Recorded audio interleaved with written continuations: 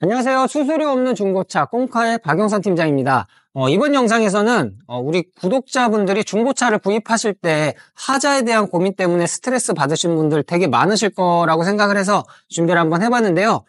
그래서 확률적으로 봤을 때 제 경험상 좀 하자율도 적었고 대신에 좀 가성비는 좋았던 그런 차량이라고 생각되는 주제로 영상을 한번 준비해 봤습니다. 물론 신차 AS가 남아있는 차량을 구입을 하시게 되면 그런 하자에 대한 부담은 크게 없겠지만 당연히 신차 AS가 남아있으면 아무래도 가격적인 부분에서 메리트가 좀 떨어질 수밖에 없기 때문에 가성비를 생각하시다 보면 AS가 끝난 차량을 구입하시는 경우가 훨씬 더 많으실 텐데요. 물론 저희 꽁카에서는 중고차 보증도 최대 1년에 2만 킬로까지 워런티 연장이 가능한 그런 상품이 준비되어 있어서 워런티 서비스를 받아보실 수 있지만 그 워런티 서비스를 받는 것 자체가 막 시간적으로나 정신적으로나 비용적으로나 스트레스가 될 수밖에 없기 때문에 애초에 하자율이 좀 적은 그런 차종을 처음부터 선택을 할 수 있다면은 만족도가 훨씬 더 높아질 거라고 생각을 해서 오늘 준비를 한번 해봤는데요. 지금부터 중고차 경력 17년간의 제 경험상 우리 구독자분들이 고장 안 나는 가성비 중고차를 찾으실 때 참고하실 수 있는 그런 차종 탑5를 말씀드려 보겠습니다. 자, 5위는 개인적으로는 탑3 안에 들어가도 괜찮다고 생각을 했었는데 이게 좀 브랜드 이미지 때문에 고민을 좀 하다가 탑5로 이렇게 결정을 했는데요.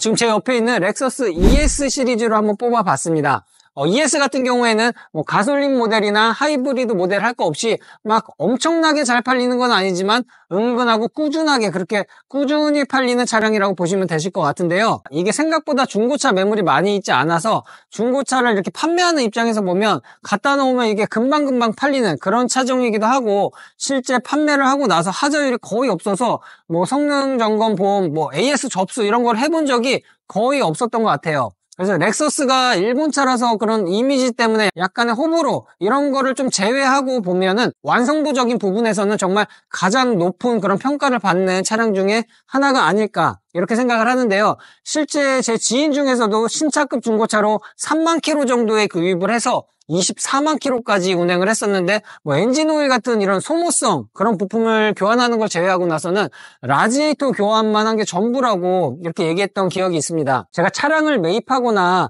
판매를 하다 보면은 차종에 따라서 이렇게 오너분들의 성향이 어느 정도 비슷하게 이렇게 가는 그런 성향들이 있는데 렉서스 ES 시리즈를 선택하시는 분들의 성향 자체가 차에 대해 어느 정도 좀 관심이 있으시거나 아니면 차량 관리에 어느 정도 신경을 쓰시는 그런 분들이 좀 많이 있는 것도 어떤 영향을 그렇게 끼치지 않았나 이런 생각을 하는데요. 그래서 좀 호불호는 있지만 렉서스 ES 시리즈를 5위로 한번 뽑아봤습니다. 자, 4위는 모하비나 베라크루즈 차량으로 뽑아봤습니다. 모하비나 베라크루즈를 구입하시는 분들이 특히 이제 S2 엔진을 고집하시는 분들이 많이 계신데 개인적으로는 S1 엔진이 들어간 전기형 모델도 모하비랑 베라크루즈 모두 정말 가성비 좋은 차량이라고 생각을 하는데요.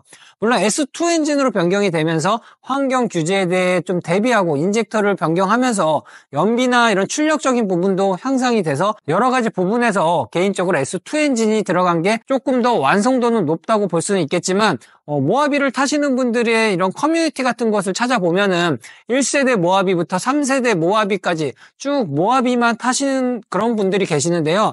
거기서 게시글들을 찾아보면 주행거리 인증하시는 게 막 30만 킬로 혹은 50만 킬로 이렇게 운행을 하시는 분들이 정말 많이 보일 만큼 엔진 내구성 인증은 예전역에 끝났다고 보는데요. 특히 베라크루즈 같은 경우에는 단종된 걸 굉장히 좀 아쉬워하는 분들이 계실 정도로 현대 기아차에서 정말 잘 만든 그런 명차 중에 하나라고 생각을 합니다. 네, 이번엔 3위로 i30를 뽑아봤습니다. i30 같은 경우에는 지금 시세 자체가 300만 원대부터도 살 수 있는 차량이라서 우리 사회 초년생 분들이나 아니면 첫 차를 구입하시는 분들, 세컨카가 필요한데 예산을 좀 작게 잡고 계신 그런 분들한테 진짜 추천드릴 수 있는 그런 차종이고요. 중고차를 많이 알아보신 분들도 다 아실 것 같은데 i30를 가지고 이 차량이 어디가 어떻게 안 좋다 이렇게 차량을 까는 분들을 저는 개인적으로 못 본 것 같아요. 실제 300만 원대로 차를 구입하려고 막상 알아보시다 보면은 차량 상태가 정말 안 좋은 차량들이 되게 많아요.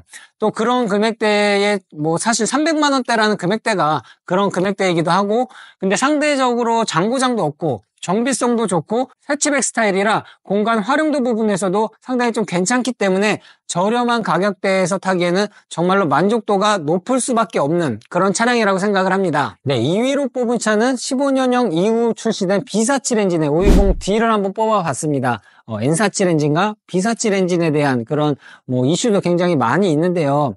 N47 엔진이랑 비교를 했을 때 장단점이 분명히 있겠지만 디젤 엔진 특유의 진동이나 그런 내구성도 이전 엔진에 비해서 개선이 많이 됐고, 또 특히 BMW의 가장 큰 장점은 엔진도 엔진이지만 ZF 미션과의 그런 궁합이 정말 너무 좋아가지고, 이건 제가 말을 안 해도 모두 아시겠지만 미션 충격이나 이런 미션 쪽 문제가 거의 없는 브랜드 중에 하나라고 생각을 하는데요. 이게 개인적으로 벤츠에 비해 BMW가 운전자의 그런 재미를 더 지향하는 그런 브랜드이기 때문에 무게 배분이라든가 이런 부분도 가장 잘하는 걸로 알려져 있어서 비교적 좀 젊은 남성분들이 더 선호하는 것도 있는 것 같습니다.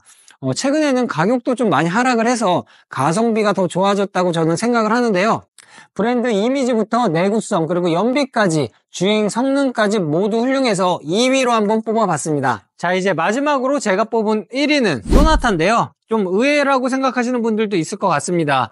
소나타 정말 국민 세단이라고 불릴 만큼 정말 좋은 차량인데 생각을 좀 안 하시는 분들도 있을 것 같아서 여러 가지 좀 다방면으로 생각하다가 오늘 준비를 한번 해봤는데요. 정말 잘 만든 차라고 저 개인적으로 생각을 하고 있고요. 이전 엔진에서 누 엔진이 적용된 14년부터 19년 사이에 나온 LF 소나타부터 뉴 라이즈 모델까지를 뽑아봤는데요.